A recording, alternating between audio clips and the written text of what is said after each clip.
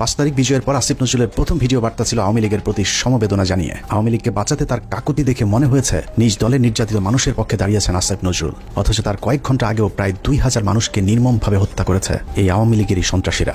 একটা ঘটনা যেন না ঘটে। আমার প্রতি যদি আপনাদের বিন্দুমাত্র ভালোবাসা থাকে, যাদের ভালোবাসা থাকে তারা এই কাজ করবেন না।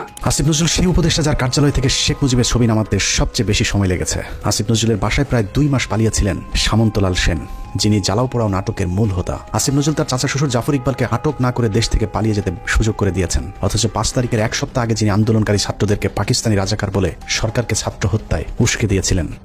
আসিফ নজরুল খুনের মামলার আসামি আনোয়ার হোসেন মঞ্জুকে পুলিশ আটক করার 1 ঘন্টার মাথায় ছেড়ে দিতে বাধ্য করেছিলেন। এই ঘটনায় আসিফ নজরুল তার এক সাংবাদিক বন্ধুর মাধ্যমে 5 কোটি টাকা নগদ ঘুষ নিয়েছিলেন।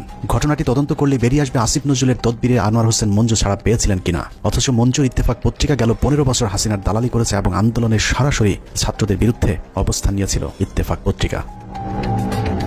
আসিফ নজরুল সেই উপদেষ্টা যার ইশারায় সাবের হোসেন চৌধুরী সহ একের পর এক আওয়ামী লীগের হত্যা মামলার আসামিরা জামিনে ছাড়া পাচ্ছেন। সূত্র জানিয়েছে প্রতিটি জামিনে আসিফ নজরুল মোটা অঙ্কের টাকা নিচ্ছেন। সবশেষ ঝিনাইদহের বিচারক জামিন দিতে না চাইলে তাকে ছুটিতে পাঠানোর ভয় দেখিয়ে ঝিনাইদহের আওয়ামী লীগের সাবেক এমপিকে জামিন দিতে বাধ্য করেন আসিফ নজরুল। ঝিনাইদহে নাশকতা ও হত্যা মামলায় গ্রেপ্তার আওয়ামী লীগের সাবেক 2 সংসদ সদস্যকে অন্তর্বর্তীকালীন জামিন দিয়েছে আদালত। আসিফ নজরুলের চাপে বিভিন্ন থানায় মামলা নিতে গড়িমসি করছে পুলিশ, কারণ আসিফ নজরুল গণহারে আসামিদের বিরুদ্ধে মামলা না দেওয়ার জন্য আওয়ামী লীগের পক্ষে দাঁড়িয়েছিলেন। তার দাবি শত শত মানুষের বিরুদ্ধে মামলা দেওয়া যাবে না, অথচ আন্দোলনের সময় আওয়ামী লীগের হাজার হাজার সন্ত্রাসীরা ছাত্র হত্যায় অংশ নিয়েছিল, অথচ আসিফ নজরুল গণহারে মামলার বিপক্ষে।